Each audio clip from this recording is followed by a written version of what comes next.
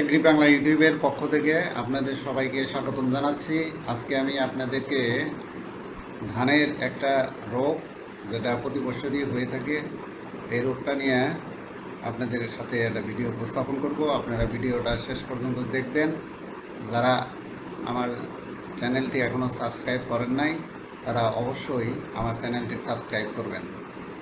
চলুন দেখা যাক ভিডিওটি। আমি স্লাইড প্রেজেন্টেশনের মাধ্যমে ভিডিওটা দেখাবো, আপনারা অবশ্যই শেষ পর্যন্ত থাকবেন। প্রথমেই যে রোগটা আপনারা ছবিতে দেখছেন সেই রোগটার পরিচিতি দিচ্ছি যে এটার নাম হলো লক্ষ্মীর গুড়। বাংলা ভাষায় এটা বলে থাকে, আর ইংরেজিতে একে ফলস স্মার্ট বলে থাকে। আপনারা যারা এই রোগটা ছবির মাধ্যমেও চিনতে পারেন, ধানের জমিতে গেলে এরকম দেখবেন যে অনেক দানা ফুটে গেছে, মনে হয় যে খয়ের মতো ফুটে গেছে। বাইরের রঙটা অনেকটা এই সবুজাভ এবং ভিতরে অনেকটা হলদে কমলা রঙের হয়ে থাকে এবং পরবর্তীতে এটা কালো আকার ধারণ করে। এইরকম একটা শীষের মধ্যে বেশ কিছু দানা এরকম আপনার ফুটে যেতে পারে। এটাকেই লক্ষ্মীর গুড় বলা হয় এবং এটা বাতাসের মাধ্যমে স্পোরগুলা ছড়ায় থাকে। এই রোগটা হলে আপনার যে ছত্রাকের মাধ্যমে হয়, এটার নাম হলো পুষ্টি লেজি নয়ডিয়া ভাইরেন্স। এই ছত্রাকের মাধ্যমে হয়ে থাকে এবং যেসব কারণে এটা জমিতে বেশি ছড়াইয়ে থাকে এর মধ্যে একটা হলো যে ফসলের স্তর ধানের দুধ অবস্থা থেকে পাকা পর্যায়ে এই রোগটা হয়ে থাকে। আর কুল অবস্থায় যদি গুড়ি গুড়ি বৃষ্টিপাত হয় তাহলে এই রোগটা বাড়বে। আর মাত্রা অতিরিক্ত ইউরিয়া সার ব্যবহার করলে রোগটা বেড়ে যাবে।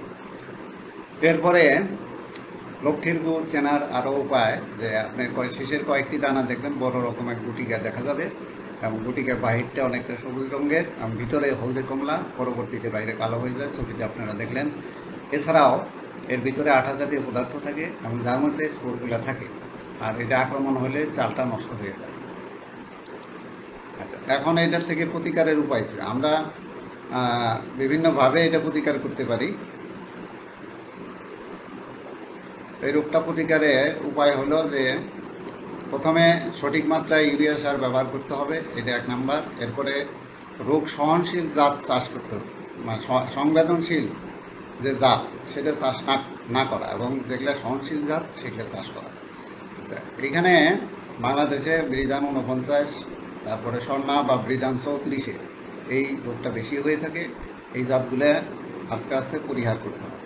আর যদি আপনারা এই জাত আবাদি করেন তাহলে কিছু আগাম রোপণ করলে আক্রমণ অনেকটাই কম হয়। সুষম মাত্রায় পটাশ সার ব্যবহার করতে হবে। আক্রান্ত শীষটা পলিব্যাগে আবদ্ধ করে তুলে ফেলতে হবে।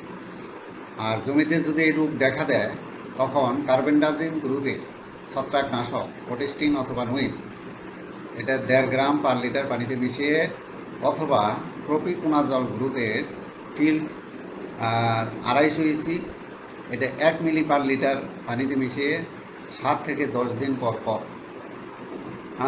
2 থেকে 3 বার স্প্রে করতে হবে। এতে রোগের প্রকোপ অনেকটাই কমবে। ধন্যবাদ সবাইকে।